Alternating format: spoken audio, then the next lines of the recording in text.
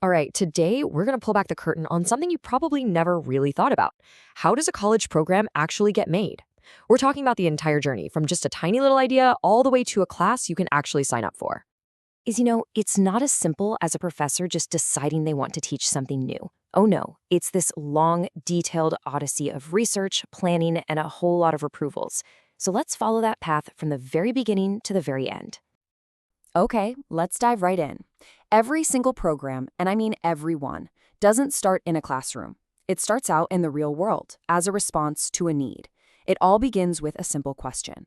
What does the world need right now? And are we the ones who can teach it? So, what kicks this whole thing off? Well, it usually comes down to one of four big drivers. Colleges are always looking at the job market, talking to companies to see what skills are missing. They're also listening to what students want and paying attention to big shifts in the economy or society. And of course, any new program has to fit with the college's big picture goals, to stay in front of what's ahead. This is where an idea starts to become real. The statement of intent is basically a short document that says, hey, we think there's a real need for a program about X, and here's our initial thinking on Y. That simple piece of paper is what officially kicks off this long, long journey.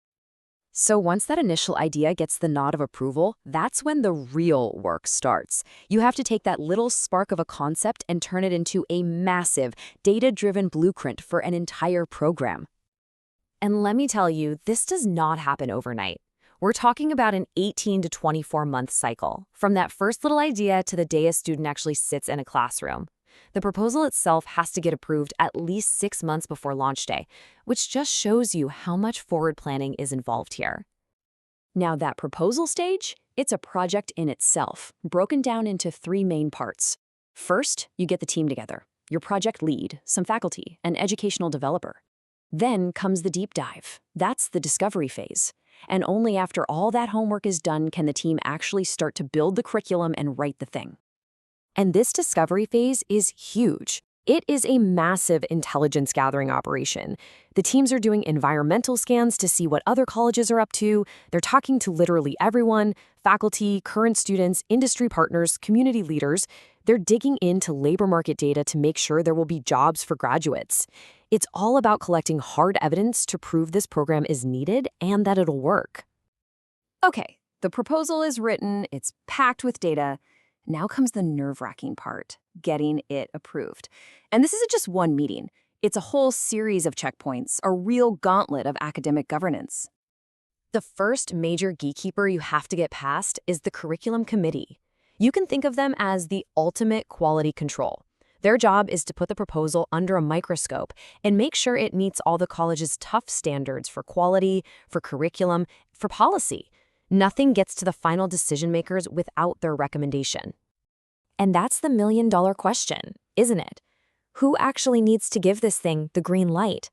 Well, it's not just one person. It's a whole chain of command, and it's designed that way for a reason, to make sure there's tons of oversight. So let's take a look at this chain. Notice the words they use. The department chair and the dean, they recommend. The curriculum committee also recommends. But it's the Senior Academic Committee, or SAC, that gives the first official internal approval. After that, the president endorses it, and for many programs, it still has to go all the way to the government for the final sign-off. So, you've survived the approval gauntlet. You got the big thumbs up from the Senior Academic Committee. You'd think it's time to pop the champagne, right? Well, not so fast. Getting that approval actually just kicks off a brand new phase of work. And hey, remember that government approval step?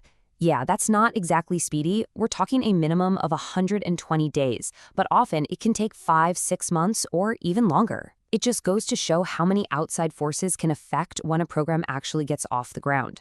Yeah, you really have to think of that internal approval as the starting gun, not the finish line. The second it's approved, bam, a flurry of activity kicks off. Funding forms go in. The program gets built into the college's computer systems. The fees committee has to figure out tuition, and now, finally, the faculty can start the super detailed work of actually building the courses themselves. And this is the magic moment. After all that time, all that work, the program officially appears in the college catalog. For the very first time, it's a real thing that students can actually see, apply to, and get excited about. So after hearing all of that, the months of research, the layers of committees, all the paperwork, you might be sitting there thinking, why on earth is this so complicated? And that's a fair question. Really, it all boils down to two big ideas: accountability and quality. This quote from the college's own governance documents really nails it. It says that every decision has to be made for the good of the whole organization. Because think about it, a new program affects everything: budgets, classroom space, hiring, and all of that has to be managed really carefully to ensure the college stays healthy for the long run. So, what's the big payoff for going through this whole marathon? Well, it's huge. This tough process makes sure every single program is high quality. It guarantees what you learn is actually relevant to the real world. It manages the college's money and space responsibly, and maybe most importantly, it creates sustainability, so the college can keep serving students for years and years to come. So now you know the whole secret recipe, the entire blueprint for how a college program is born, which leaves us with one final big question. Knowing what drives these things, industry needs, what students want, what society needs, what do you think is missing? What program should be built next? Something to think about.